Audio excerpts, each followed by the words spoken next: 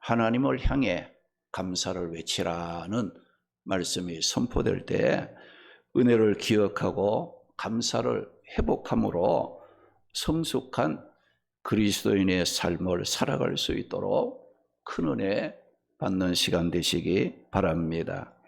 오늘 읽은 이 본문의 말씀은 선민 이스라엘 백성들이 3대 절기, 유월절, 맥추절, 수장절 이런 감사절기를 지킬 때에 사용을 했던 감사시의 말씀이 오늘 읽은 본문의 말씀입니다. 하나님의 은혜로 구원을 받고 하나님의 은혜로 살고 있는 우리 성도들은 말이나 또 행동이나 모든 삶을 통해 하나님 감사하다고 하나님을 향해 감사를 외칠 줄 알아야 한다는 겁니다. 오늘 말씀해 보게 되면 이스라엘 백성들이 하나님께 감사할 때 이것 때문에 감사하고 저것 때문에 감사하지 않는 이유와 조건으로 따지면서 감사한 것이 아니고 하나님의 존재 자체를 감사의 대상으로 삼고 그 하나님을 찬양하고 그 하나님께 감사를 했다는 겁니다. 이스라엘 백성들은 자신들의 과거, 현재, 미래의 모든 삶이 하나님의 도움, 하나님의 인도, 하나님의 은혜와 관계를 맺고 있다는 것을 알고 하나님 하게 되면 감사의 대상이고 찬송의 대상이고 영광을 돌려야 할 대상으로 알고 믿고 섬겼다는 겁니다. 그래서 그들은 유월절이나 또 맥추절 또 수장절 우리가 감사절기를 지킬 때 하나님 하면 우리로 하여금 찬양을 받으시고 영광을 받으셔야 할 분 하나님이라고 생각을 하고 감사의 찬양을 부르며 하나님의 뜻을 이루어 드렸다는 겁니다. 우리가 세상적인 염려와 근심, 고민은 하지 말아야 하지만 우리가 감사절을 앞두고 하나님의 앞에 내 자신이 어떤 감사를 할 것인가를 놓고서는 기도하면서 거룩한 고민은 좀 할 줄 알아야 한다는 거예요. 세상적인 염려, 근심은 하지 말아야 되지만 내가 어떻게 하나님을 잘 섬길 것인가? 내가 어떻게 하나님의 앞에 감사할 것인가? 하나님의 백성으로서 은혜 받은 성도로서 하나님의 앞에 영광을 돌리기 위해서는 좀 생각들을 해야 된다 이거죠. 거룩한 하나님을 기쁘게 하기 위한 거룩한 고민은 좀 할 수 있어야 된다는 거예요. 그 이유는 출애굽기 23장 14절 15절 말씀에 보면 하나님께서 구원받은 하나님의 백성 이스라엘이 매년 유월절, 맥추절, 수장절, 감사절기를 지킬 때에 어떻게 하라겠습니까? 빈손으로 하나님의 앞에 나오지 말라고 말씀을 했어요. 여기 빈손이라는 말은 뭐냐? 이 공허하게 헛되이 쓸데없다는 뜻으로 감사절에 하나님의 앞에 빈손으로 오지 말라는 이 말씀의 의미는 하나님 은혜 가운데 산 우리의 삶이 헛되거나 쓸모없는 삶이 되지 않도록 하나님의 앞에 감사할 줄 알아야 한다는 것을 말씀한 것입니다. 그러면 왜 우리가 하나님을 향해 감사하라고 감사를 외쳐야 하는지 본문의 말씀을 따라가면서 삶의 방향을 찾고 함께 은혜를 나누도록 하겠습니다. 우리가 하나님을 향해 감사해야 할 이유, 감사하다고 감사를 외쳐야 하는 것은 우리를 향한 하나님의 선하심과 인자하심이 영원하시기 때문입니다. 할렐루야, 할렐루야. 오늘 본문 1절 보니까 여호와께 감사하라. 그는 선하시며 그 인자하심이 영원함이로다 라고 말씀을 했습니다. 이 말씀은 하나님의 백성인 우리 성도들이 하나님께 감사해야 할 가장 큰 이유가 무엇인가에 대하여 가르쳐주고 있는 말씀입니다. 믿는다고 하는 자들 중에도 하나님께 감사해야 한다고 말하면 먹고 살기도 힘든데 무슨 감사하라고 하느냐고 기분 나빠하는 사들도 있습니다. 또 신앙생활에 모범을 보여야 할 일꾼들조차도 감사절이 되면 부담을 느끼고 하나님의 은혜에 감사하는 것이 아니라 사람들의 시선을 의식하며 나도 감사해야 되지 않느냐 하는 여기에 생각을 갖고 감사하는 자들도 있습니다. 사람들은 하나님께 감사할 때에 어떤 이유를 들어 감사하는 것을 볼 수 있습니까?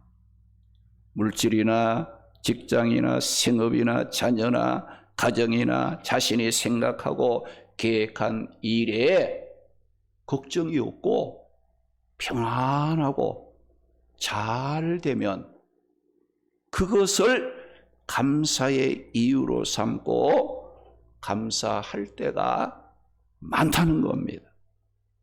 그런데 오늘 말씀 1절에 보면 우리가 하나님의 앞에 감사의 이유와 조건과는 전혀 다른 감사 이유를 제시하고 있다는 거예요. 1절 말씀 보니까 여호와께 감사하라.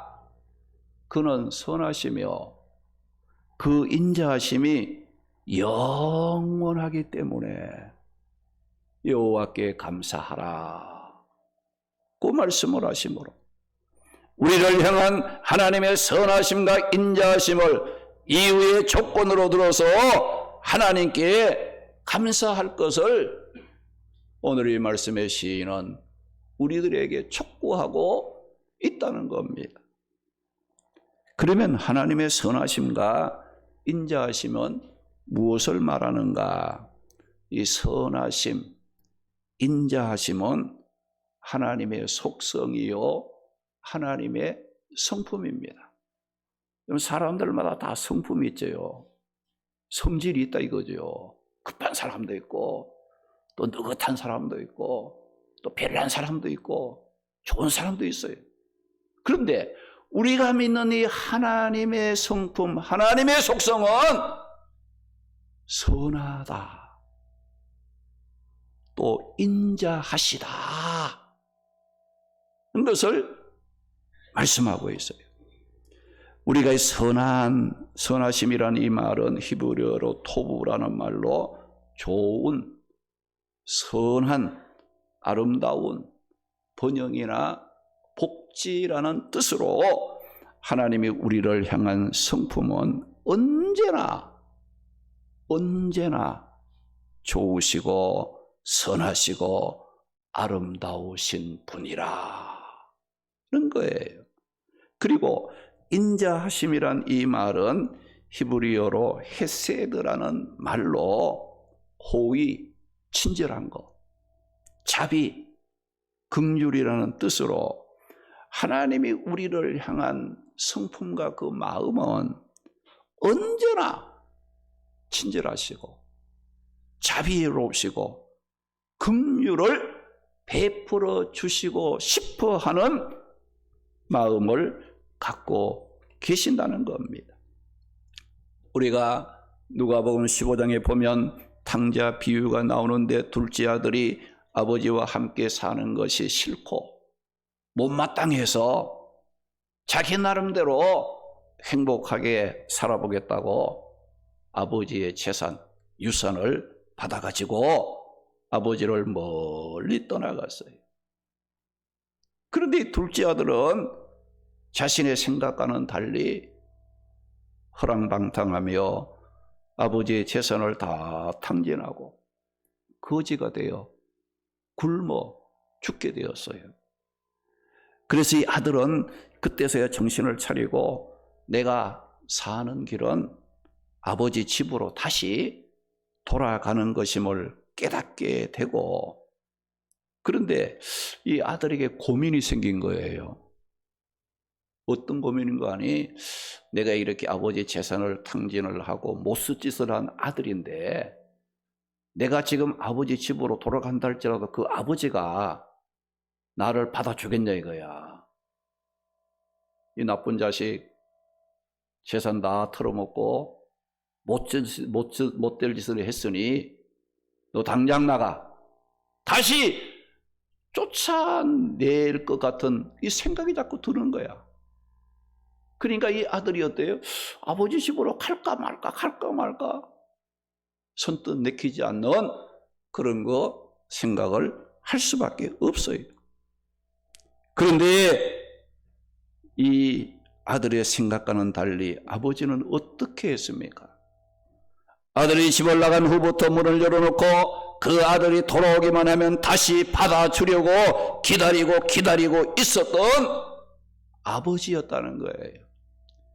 이 아버지의 마음이 우리를 사랑하시고 우리에게 자비를 베풀어 주시고 긍휼을 베풀어 주시기 바라는 하나님 아버지의 마음을 이 탕자 비유를 통해서 우리에게 교훈하고 있는 겁니다. 이것이 우리 성도들을 대하시는 하나님의 선하시고 인자하신 성품이에요. 우리는 금년 한 해도 이런 하나님의 선하심과 인자하심 때문에 살아온 겁니다. 만약에 하나님이 우리를 향한 선하심과 인자하심을 거두시고 우리가 행한 대로 갚으시고 심판하신다면 살아있을 사람은 한 사람도 없을 것입니다. 우리가 지금까지 살아온 삶이나 금년 한 해의 삶도 내가 잘나고 똑똑하고 능력이 있어서 살아온 것이 아니에요. 언제나 우리에게 좋으시고 선하시고 축복해 주시기를 원하셨던 하나님의 선하심과 언제나 우리에게 호의와 자비와 긍휼을 베풀어 주시기를 원하셨던 그 하나님의 인자하심 때문에 살았음을 기억하고 하나님의 앞에 감사할 줄 알아야 한다는 겁니다. 그러면 오늘 말씀에 우리를 향한 하나님의 선하심과 인자하심이 무엇을 통해서 보이셨다고 말씀하고 있습니까? 하나님의 선하심과 인자하심이 창조를 통해서 나타내셨다는 겁니다. 오늘 본문 5절 보니까 지혜로 하늘을 지으신 이에게 감사하라. 그 인자심이 영원함이로다. 오늘 본문 7절 보게 되면 큰 빛을 지으신 이에게 감사하라. 그 인자심이 영원함이로다. 또 8절과 9절 말씀에 보면 해로 낮을 주관하신 이에게 달과 별들로 밤을 주관하신 이에게 감사하라. 그 인자하심이 영원함이로다고 말씀을 했습니다. 이 말씀들은 하나님께서 창조 사역을 통해 우리를 향한 하나님의 선하심과 인자하심을 나타내셨다는 것을 말씀합니다.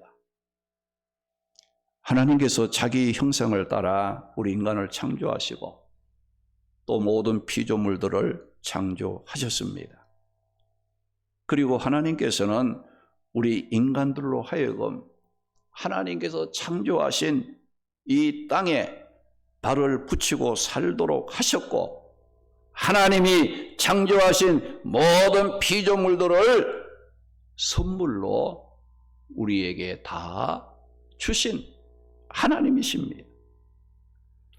여러분, 하나님이 그 창조하신 창조물 속에는, 이 우주 만물 속에는 인간의 지식으로 또 이성으로는 도무지 이해할 수 없는 하나님의 지혜와 하나님의 신성이 하나님이 창조하신 이 창조물 속에 담겨져 있다는 겁니다. 여러분, 과학이 아무리 발달을 한다고 해도 규명할 수 없는 것이 뭐냐? 하나님의 창조 속에 담겨진 그 신비로움은 아무리 과학이 발달하고 뭐 해서 그거는 규명할 수가 없는 거예요. 그러므로 우리 인간이 하나님의 창조를 우리가 지혜와 능력 앞에서는 취할 자세가 뭐냐? 하나님 앞에 감사하고 그 하나님을 찬양하는 것밖에 할 일이 없어요. 우리 하나님의 그 창조의 사역은 너무 신비롭고 그 창조물 속에는 하나님의 능력과 하나님의 지혜와 하나님의 그 신성이 그 속에 담겨져 있다는 겁니다. 그래서 우리는 이 하나님이 창조하신 이 창조 사역, 이 창조의 세계에 살면서 우리는 할 일이 뭐예요? 하나님을 찬양하고 하나님 감사합니다. 이거밖에는 하나님의 앞에 할 일이 없다는 거예요. 여러분, 지난 한 해간도, 금년 한 해도 하나님이 창조하신 이 아름다운 세계에서 살아왔잖아요. 그런데 여러분들, 그 하나님의 창조를 통해서 우리에게 주신 이 축복의 선물 속에 살면서도 해를 보며 별을 보며 여러분들 우주 만물을 보면서 창조를 하셔서 우리에게 선물로 주신 그 하나님을 기억해 보셨는가? 여러분 생각해 보세요. 하나님의 창조의 사역을 통해서 하나님의 그 선하심이, 하나님의 그 인자하심이 오늘 우리에게 너무너무나 풍성하게 임하였던 금년 한 해에도 삶이었지 아니었습니까? 여러분, 아름다운 그림 한 폭을 보면 좋다고 감탄도 하지만 이 그림을 누가 그렸느냐, 이 작가를 생각합니다. 그러면 하나님이 창조하신 이 우주 만물, 아름다운 이 하나님이 창조하신 세계에 살면서 이 천지 만물을 누가 창조했는가를 생각해 보셨습니까? 그런 생각 한 번이라도 해 보셨냐 이거죠. 그냥 이건 뭐 저절로 있어서 뭐 날마다 보는 거, 여러분들 너무 하나님의 창조의 세계, 축복의 세계에 살고 있으면서도 그 하나님을 기억하지 못하고 생각하지 못하고 살아왔다면 회개할 일이지요. 구원받은 하나님의 백성으로서의 삶이 아니라는 것을 깨달아야 됩니다. 이렇게 하나님은 우리 인간을 창조하실 뿐만 아니라 우리가 살아가는 데 필요한 모든 것을 선물로 주심으로 우리는 이미 축복 가운데 살아갈 수 있는 모든 것을 다 받은 자들이에요. 할렐루야. 할렐루야. 하나님이 다 주셨잖아요. 천지 만물, 피조물, 우리 인간을 자기 형상대로 창조해 주실 뿐만 아니라 또 피조물을 창조해서 그 모든 것을 우리에게 주셨잖아요. 이제 우리가 할 일이 뭐예요? 감사하고 하나님께 찬양하며 영광을 돌리며 살아가는 것밖에 우리의 할 일이 없다는 것을 기억하셔야 돼요. 그러므로 우리 성도들은 내게 있는 것을 바라보고 불평하지 말고 이미 가진 것들을 바라보며 하나님의 앞에 감사할 줄 알아야 합니다. 창세기 1장 28절 보게 되면 하나님께서 창조하신 아담과 하와에게 복을 주시며 뭐라고 했어요? 생육하고 번성하여 땅에 충만하라, 땅을 정복하라, 모든 생물을 다스리라고 축복의 말씀을 주셨습니다. 이제 우리의 할 일이 뭡니까? 하나님께 받은 것들을 말씀에 순종하며 기도하면서 믿음 안에서 이걸 잘 관리할 줄 알아야 됩니다. 할렐루야. 이미 하나님이 우리에게 모든 축복을 다 주셨어요. 이제는 그 하나님을 감사하고 그 하나님을 찬송하며 그 하나님을 의지하는 믿음 안에서 내게 주신 모든 축복들을 잘 관리할 수 있는 청지기의 삶을 살아갈 줄 알아야 한다는 거예요. 엉뚱한 짓 해놓고 다 잃어버려 놓고 하나님 앞에 원망하고 불평하는 그런 삶 살아가지 마시기 바랍니다. 하나님께서는 우리의 모든 것을 다 주셨어요.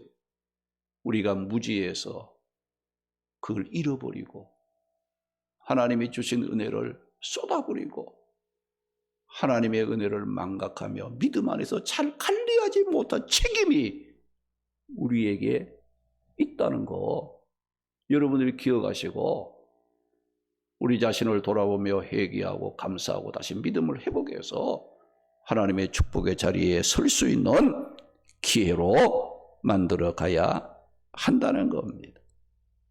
우리를 향한 하나님의 선하심과 인자하심을 하나님께서는 창조 사역을 통해서 나타내셨다는 거예요. 그리고 하나님의 선하심과 인자하심이 구원의 역사를 통해 나타내 주셨습니다. 오늘 보면 11절 12절 말씀 보면 이스라엘을 그들 중에서 인도하여 내신 이에게 감사하라. 그 인자심이 영원하미로다. 강한 손과 펴신 팔로 인도하여 내신 이에게 감사하라. 그 인자심이 영원하미로다고 말씀을 했어요. 이 말씀은 이스라엘 백성의 출애굽 사건, 즉 구원을 언급하면서 하나님을 찬양하고 감사할 것을 촉구하고 있는 말씀이에요. 이스라엘 백성들은 430년이라는 지긋지긋한 애굽의 노예 생활, 죽음의 자리에 있었는데 하나님의 강한 손, 능력의 팔에 의해 출애굽함으로 구원을 받았습니다. 그리고 하나님께서는 구원받은 이스라엘 백성의 그 뒤를 추격했던 애굽의 군대를 홍해 바다에 수장을 시켜 죽게 하시고 또 구원받은 이스라엘 백성들이 강야를 지날 때 이스라엘 백성을 괴롭혔던 모든 대적자들로부터 하나님이 보호해 주시고 그래서 하나님의 구원하심이 헛되지 않도록 하나님께서 계속 그들과 함께해 주셨다는 겁니다. 이렇게 이스라엘 백성들은 출애굽이라는 구원의 역사를 통해 하나님의 선하심과 인자하심의 놀라운 은혜들을 경험하게 되었습니다. 이렇게 하나님의 선하심과 인자하심으로 구원을 받은 이스라엘 백성들이 해야 할 일은 감사하라, 감사하라 말씀이에요. 오늘 보면 10절 보니까 애굽의 장자를 치신 이에게 감사하라고 했고, 12절 말씀 보게 되면 강한 손과 펴신 팔로 인도하여 내신 이에게 감사하라. 그 인자하심이 영원함이로다고 말씀을 했습니다. 그러면 오늘 우리 성도들은 어떤 자들이었습니까? 에베소 2장 1절 보면 우리는 허물과 죄로 죽었던 자들이라고 했습니다. 로마서 6장 23절 보면 죄의 삭은 사망이라고 하신 말씀과 같이 우리는 죄 가운데 소망 없이 살다가 멸망받을 자들이었어요. 그런데 에베소 2장 8절 말씀에 보게 되면 죄로 멸망받을 우리가 어떻게 되었다고 했습니까? 하나님의 은혜로 믿음으로 말미암아 구원이라는 엄청난 선물을 받은 자들이 되었다고 말씀을 했습니다. 하나님께서는 우리의 구원을 위해 독생자 예수님을 십자가 죽음의 자리에 내어 주심으로 오늘 우리에게 하나님의 선하심과 인자하심을 베풀어 주셨고, 우리는 하나님으로부터 측량할 수 없는 놀라운 은혜를 받은 자들이에요. 이런 하나님의 은혜가 없었다면 우리는 여전히 마귀의 종이 되어 죄 가운데 낙심과 절망과 원망 가운데 살다가 지옥의 저주와 형벌을 받아야 할 자들이었어요.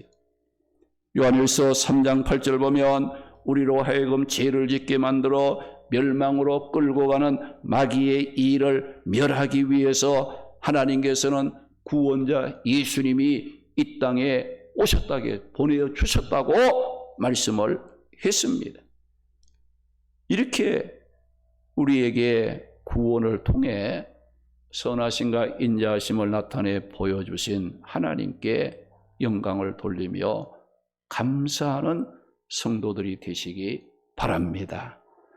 그리고 하나님의 선하심과 인자하심이 우리를 기억하고 우리의 필요를 채워주시는 일들을 통해 나타내셨다는 겁니다. 오늘 23절 보니까 우리를 비천한 가운데서도 기억해 주신 이에게 감사하라. 본문 25절에 모든 육체에게 먹을 것을 주신 이에게 감사하라. 그 인자하심이 영원함이로다고 말씀을 했습니다. 이 말씀은 우리가 비천하지만 하나님께서 잊지 않고 기억해 주시고 또 우리가 살아가는 삶에 필요한 것들을 공급해 주시고 채워주시는 하나님의 선하심과 인자하심을 기억하고 하나님의 앞에 감사하라고 말씀을 한 것입니다. 하나님은 우리를 구원만 하고 내버려 두시는 분이 아닙니다. 구원받은 성도들을 기억하십니다. 잊지 않습니다. 삶에 필요한 것을 공급해 주시고 채워주시는 하나님이심을 믿고 감사하시기 바랍니다.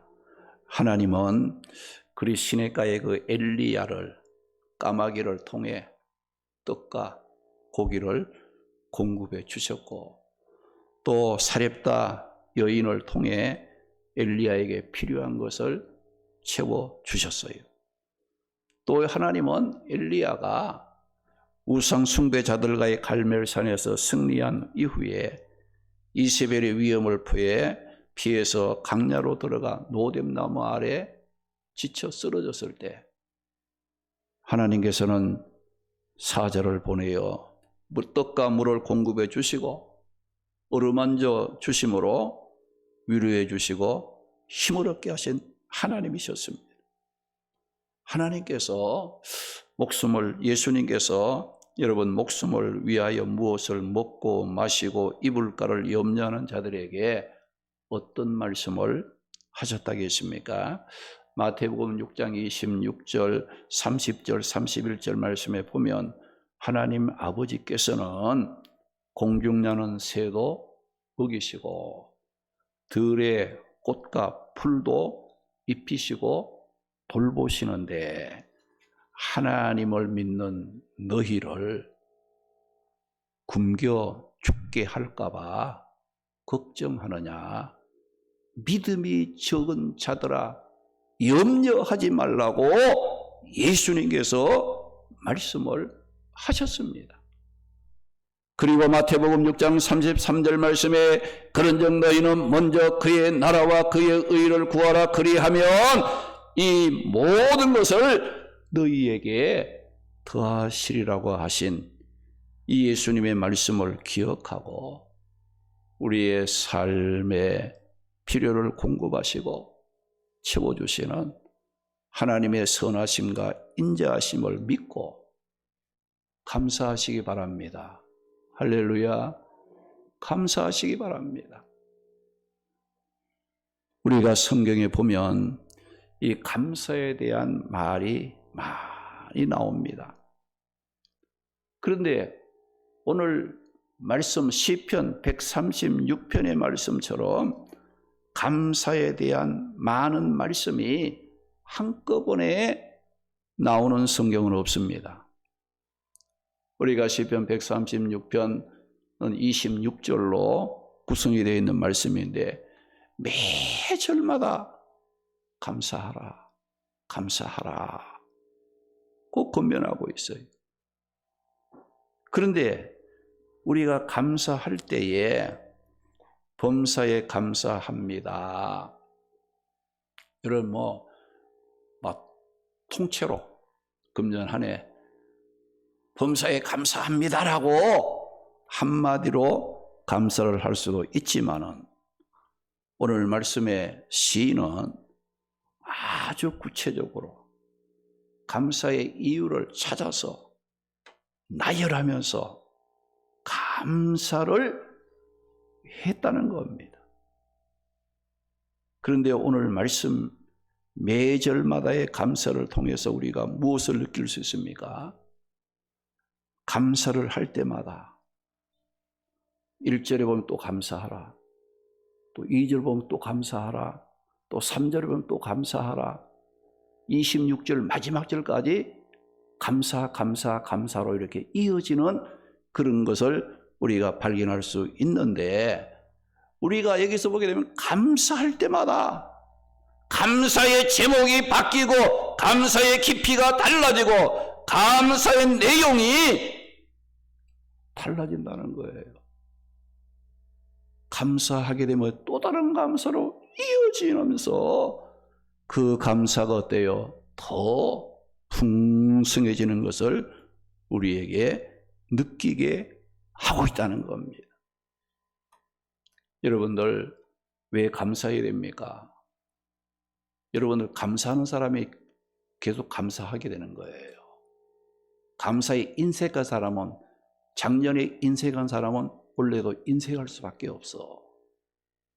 작년에 하나님의 은혜에 감사해서 감사한 사람은 금년에도 어때요?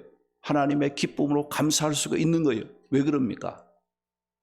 감사할 줄 아는 사람에게는 더 큰 감사, 또 다른 감사해야 할 일들을 하나님께서 이어주시기 때문입니다. 근데 감사할 줄 모르고 인색한 사람 어떻습니까? 그 삶 속에 하나님이 감사할 조건을 빼앗아 버리는 거예요. 감사할 일이 없어. 그러니까 늘 불평과 원망과 근심이 그 삶 속에 충만할 수밖에 없다는 것을 여러분들이 기억하셔야 돼요. 우리를 창조하신 분이 하나님이라고 했습니다. 우리를 구원하신 분이 하나님이라고 했어요. 빛이 나는 우리를 잊지 않고 기억하시며 삶에 필요한 것을 채워주시고 공급해 주시는 분이 하나님이시라면 믿음 생활 잘하세요. 하나님 잘 섬기세요. 그 하나님의 선하심과 인자하심이 내 삶 속에서 거두어 버리시면 우리는 살 수가 없는 거예요. 그 하나님을 믿고 지금 좀 어렵고 힘들어도 감사하세요. 감사의 씨를 뿌려야 열매를 맺지 않겠어요? 여러분, 이 감사는 뭐예요? 농부가 밭에 씨를 심는 것이에요. 그래서 여러분 자꾸 씨를 심어야 풍성한 가을의 추수를, 기쁨을 누릴 수 있지 않겠습니까? 내 생각만 하고, 내 어렵다는 생각만 하고, 여러분들 거기에 치우쳐서 여러분 감사를 빼앗기는, 잃어버리는 그런 삶을 살지 마시고, 여러분들 하나님이 기뻐하는 감사를 하고 풍성한 하나님의 은혜의 삶을 살아갈 수 있는 삶이 되어야 합니다. 누가복음 17장 보게 되면 10명의 문둥병자가 예수님의 은혜로 다 고침을 받았는데 감사하다고 예수님께 돌아와 감사한 사람은 몇 사람이냐? 한 사람뿐임을 보고 예수님께서 뭐라고 말씀했어요? 누가복음 17장 17절 보면 예수님이 이르시되 10사람이 다 감사함을 받지 아니하였느냐? 그 9은 어디 있느냐? 은혜를 받고도 감사할 줄 몰랐던 자들을 예수님께서는 어디 있느냐고 찾으셨다는 것을 말씀하고 있습니다. 그리고 예수님께서 감사할 줄 알았던 한 사람에게 네 믿음이 너를 구원하였다고 말씀하시므로 감사할 줄 알았던 그 사람은 건강의 축복만 받은 것이 아니라 구원의 축복까지 받게 되었다. 이런 것을 말씀하고 있어요. 여러분, 감사는 헛된 것이 아닙니다. 우리의 삶에 복에 복을 더하는 비결임을 알고 감사로 하나님께 영광을 돌리시기 바랍니다. 우리가 감사절에 감사할 때에 끝도 밑도 없이 두리뭉실하게 범사에 감사합니다라고 하는 감사보다가 하나님께서 나와 내 가정과 내 삶 속에 하나님이 베푸시고 행하신 은혜로운 일들을 구체적으로 기억하고 조목조목 감사할 수 있는 감사절이 되기를 바랍니다. 그래서 우리 교회 성도들에게 여기 감사 카드 다 받으셨지요? 이제 다음 주일이 추수감사절인데 이제 매일 거기에다가 하루에 한 가지의 감사의 제목을 찾으세요. 그리고 그 감사를 기록하고 그 감사 기록한 걸 기도하며 감사하세요. 일주일 하루하루 매일 한 가지씩 감사의 제목을 기록을 하시고, 그리고 다음 주일 우리가 감사절 여기 바구니 여기 옆에 그 감사 카드를 넣을 수 있는 또 그걸 준비해 놓을 테니까 거기다 넣으세요. 거기다 넣으시면 우리 교회 현관에 이제 여러분들이 감사의 그 내용들을 우리 함께 보면서 나눌 수 있도록 이렇게 전시를 이제 할 것입니다. 그래서 우리가 나도 그런 감사했지만 또 다른 사람은 또 이런 거 감사했다 하는 것을 우리가 기억하고 우리가 감사절 카드를 기록하는 일에도 여러분이 함께 동참해 주시면 감사하겠습니다.